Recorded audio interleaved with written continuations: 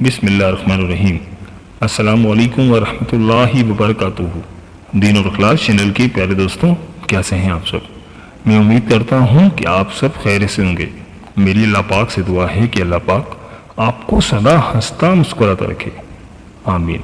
پیارے دوستوں، جڑواں بچے کس گھر میں پیدا ہوتے ہیں؟ حضرت علی رضی اللہ عنہ نے فرمایا، اکثر کچھ لوگ سوال کرتے ہیں کہ دنیا میں جڑواں بچے کیوں پیدا ہوتے ہیں، یعنی کہ کیسی عورت کے گھر پر جڑواں بچے پیدا ہوتے ہیں، اس کی کیا وجہ ہوتی ہے۔ کچھ لوگ بولتے ہیں کہ اگر عورت طاقتور ہو، مضبوط ہو تو ایسی عورت کے گھر میں جڑواں بچے پیدا ہوتے ہیں۔ وہیں پر کچھ لوگ بولتے ہیں کہ اگر مرد مضبوط ہو، طاقتور ہو تو ایسے مرد کے گھر پر بھی جڑواں بچے ہوتے ہیں۔ آج کی اس ویڈیو میں ہم آپ کو حضرت علی رضی اللہ عنہ کے حوالے سے اس بات کے بارے میں بتانے والے ہیں کہ جڑواں بچے کب اور کیوں پیدا ہوتے ہیں۔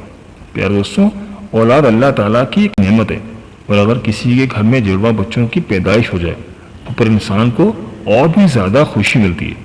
زیادہ تر شادی شدہ عورت اور مرد جڑواں بچوں کی پیدائش کے خواہش مند ہوتے ہیں، مگر جڑواں بچوں کی پیدائش کو لے کر ہمارے معاشرے میں نہ جانے کتنی باتیں بنی ہوئی ہیں۔ کوئی کہتا ہے کہ عورت اگر مضبوط ہو تو جڑواں بچے پیدا کرتی ہے۔ دوستوں، آئیے اب آپ کو حضرت علی رضی اللہ عنہ کے حوالے سے بتاتے ہیں کہ جڑواں بچے کس گھر میں پیدا ہوتے ہیں۔ دوستوں، عرب میں ایک شخص بیٹیوں سے سخت نفرت کرتا تھا۔ بیٹیوں کی پیدائش کو وہ زحمت سمجھتا تھا۔ جب اس کے ہاں بیٹی پیدا ہوتی تو وہ اللہ کی اس رحمت پر افسوس کرتا۔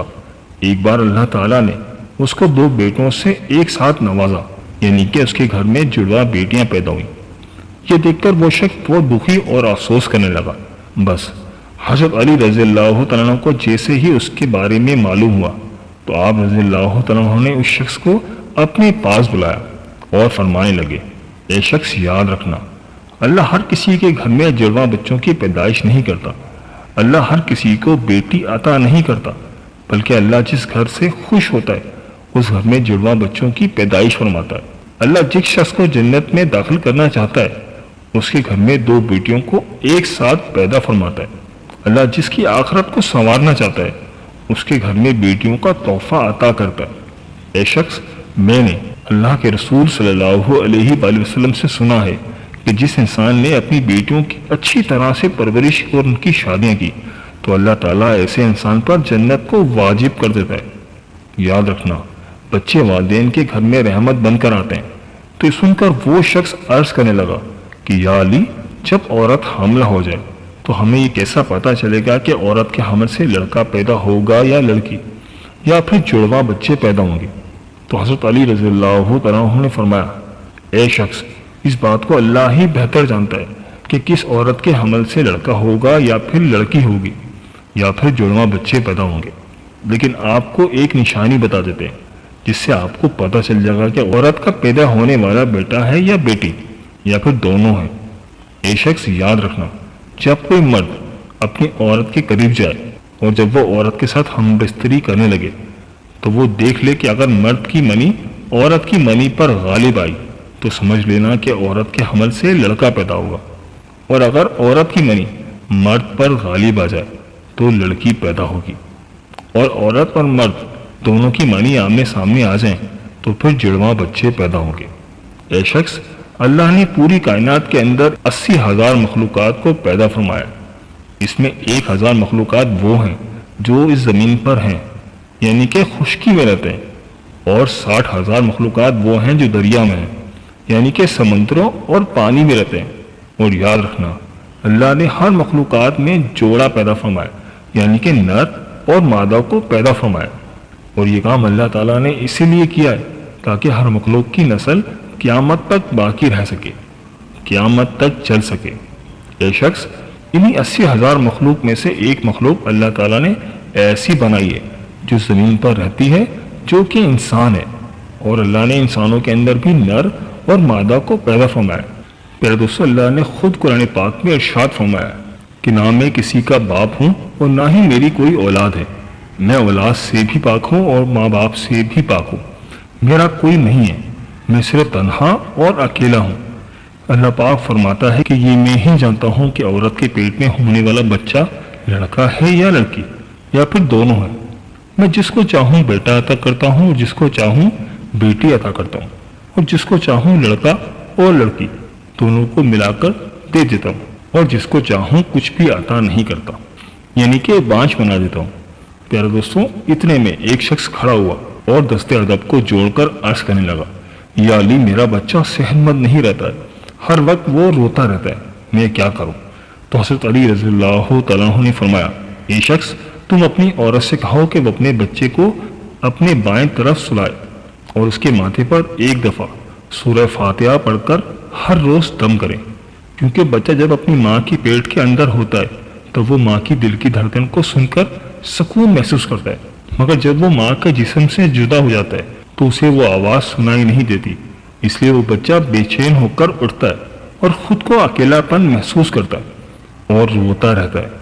इसलिए अगर औरत बच्चे को अपने बाएं तरफ सुलाएगी तो वो माँ के दिल की धड़कन के करीब रहेगा और दिल की धड़कन को महसूस करता रहेगा और सुकून से रहेगा। प्यारे दोस्तों, आपको साइंस के हवाले से ये भी बताते हैं कि साइंस का जुड़वा बच्चों के बारे में क्या कहना है, यानी कि जुड़वा बच्चे क्यों पैदा होते हैं। हाल ही में जुड़वा बच्चों पर किए गए एक ताज़ा तरीन सर्वे में ये बताया गया कि जुड़वा बच्चे दो किस्म के होते हैं। पहले तो वो होते हैं जो एक जैसे दिखाई देते हैं, यानी कि दोनों की शक्ल सूरत एक जैसी होती है। वहीं पर दूसरे जुड़वा बच्चे वो भी होते हैं जो एक जैसे नहीं होते, यानी कि दोनों की शक्ल सूरत में काफ़ी फर्क होता है, जिनकी शक्ल आपस में तो क्या घर के किसी भी फर्द से नहीं मिलती है। जुड़वा बच्चे पैदा होने की इस सर्वे में सबसे बड़ी वजह यह बताई गई है कि जिस औरत का बॉडी मास इंडेक्स बढ़ जाता है। इसके अलावा इस सर्वे में दूसरी वजह यह भी बताई गई है कि अगर आपके घर में या आपकी फैमिली में किसी के जुड़वा बच्चे पैदा हुए तो आपके भी जुड़वा बच्चे पैदा होने के इम्कानात बढ़ जाते हैं। वहीं पर अगर आपकी बीवी या आपका शौहर जुड़वा है तो फिर आपको भी जुड़वा बच्चे पैदा होने का इम्कान होता है। वहीं पर इस सर्वे में यह भी बताया गया कि जिन औरतों की उम्र 35 बरस से ज़्यादा हो जाती है, जो औरतें लंबी होती हैं, उनको भी जुड़वा बच्चे पैदा हो सकते हैं। ऐसी औरतों को हार्मोन के जरिए ही अंडे से अंडे निकलने लग जाते हैं, इसलिए जितनी मिकदार में यह हार्मोन निकलेंगे इतने अंडे निकलते हैं, जिससे 2 बच्चे होने की उम्मीदें बढ़ जाती हैं। अल्लाह पाक बे औलाद को साहिब औलाद करे, और जो साहिब औलाद हैं उनकी औलाद को माँ बाप का फर्मा बरदार बनाए। आमीन या रब्बुल आलमीन। जी प्यारे दोस्तों, ये थी हमारी आज की वीडियो। मैं उम्मीद करता हूँ कि आपको ज़रूर पसंद आई होगी।